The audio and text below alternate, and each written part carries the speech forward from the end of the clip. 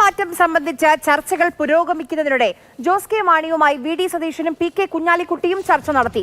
റോഷി അഗസ്റ്റിനെയും പ്രമോദ് നാരായണനെയും കാര്യങ്ങൾ ബോധിപ്പിക്കാൻ സമയം വേണമെന്ന് ജോസ് കെ മാണി അറിയിച്ചു. ഷിനോ ജസ്റ്റി വിവരങ്ങളുമായി കോട്ടയത്ത് നിന്ന് നമുക്കൊപ്പം ചേരുന്നുണ്ട്. ഷിനോജ്, അണിയറയിൽ നീക്കങ്ങൾ സജീവമാണ്. 16-ാം തീയതി യോഗമുണ്ട്, സ്റ്റിയറിംഗ് കമ്മിറ്റി ചേരുന്നുണ്ട്. അന്ന് ഒരു തീരുമാനം 16-ാം തീയതി ആയിരിക്കുമോ ഡേ?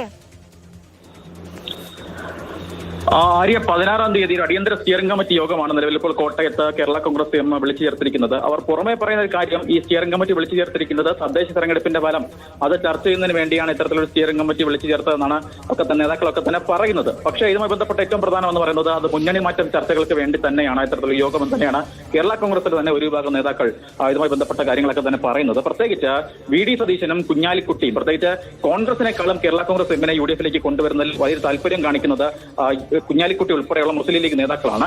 അതിനാൽ തന്നെ കുഞ്ഞാലിക്കുട്ടി ഉൾപ്പെടെയുള്ളവർ മുൻകൈ എടുത്തുകൊണ്ടാണ് ഇതുമായി ബന്ധപ്പെട്ടൊരു ജോസ് കെ മാണിയുമായി ബന്ധപ്പെട്ട് ഒരു ചർച്ച ഇതിനോടകം തന്നെ മൊബൈൽ ഫോൺ വഴിയൊക്കെ തന്നെ നടത്തിയിരിക്കുന്നത്.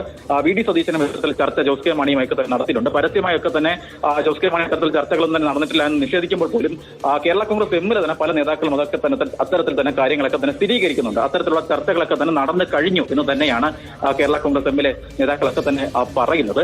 പ്രത്യേകിച്ച് രണ്ടുപേരെ, അതായത് റാന്നി എം.എൽ.എ ആയിട്ടുള്ള പ്രമോദ് നാരായണനെ, ഒപ്പം ഇടുക്കി എം.എൽ.എ ആയിട്ടുള്ള മന്ത്രിയായിട്ടുള്ള റോഷി അഗസ്റ്റിനെ, ഈ രണ്ട് പേരെ ഒന്ന് കാര്യങ്ങൾ പറഞ്ഞ് ബോധിപ്പിക്കുന്നതിന് സമയം വേണം എന്നൊരു കാര്യമാണ് നിലവിൽ ഇപ്പോൾ ജോസ് കെ മാണി ഈ രണ്ടു പേരോടും കാര്യങ്ങളൊക്കെ തന്നെ പറഞ്ഞിരിക്കുന്നത്. പ്രത്യേകിച്ച് ഏത് സാഹചര്യത്തിൽ എങ്ങനെയാണ് ഇത്തരത്തിലൊരു 5 വർഷം ഒപ്പം നിന്ന ഒരു മുന്നണിയെ പെട്ടെന്ന് ഒരു സാഹചര്യത്തിൽ ഇട്ടിട്ട് യു.ഡി.എഫിലേക്ക് എങ്ങനെ പോകും, അത്തരം കാര്യങ്ങളൊക്കെ തന്നെ കൃത്യമായൊരു കാരണം നിലവിൽ ഇപ്പോൾ കേരള കോൺഗ്രസ് എമ്മിനില്ല.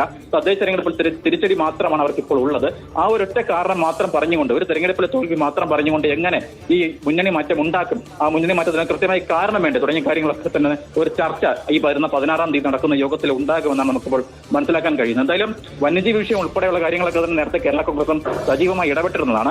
അത്തരത്തിലുള്ള വിഷയങ്ങളൊക്കെ തന്നെ ഒരിക്കൽ കൂടി ആക്കാൻ കൂട്ടിക്കൊണ്ട് അതൊക്കെ ഒരിക്കൽ കൂടി ഉന്നയിച്ചുകൊണ്ടാകും ഇതുമായി ബന്ധപ്പെട്ട ഒരു ഘട്ടത്തിലേക്ക് ഒരുപക്ഷെ കേരള കോൺഗ്രസ് എം കടക്കുക. എന്തായാലും മുന്നണി മാറ്റം, അതുമായി ബന്ധപ്പെട്ട ചർച്ചകൾ മൊബൈൽ ഫോൺ വഴിയൊക്കെ തന്നെ വി.ഡി. സതീശനും കുഞ്ഞാലിക്കുട്ടിയും ജോസ് കെ മാണിയുമായി നടത്തിയിട്ടുണ്ട് എന്നുമായി ബന്ധപ്പെട്ട കേരള കോൺഗ്രസ് എമ്മിലെ ചില നേതാക്കൾ ഇപ്പോൾ സ്ഥിരീകരിക്കുകയാണ്.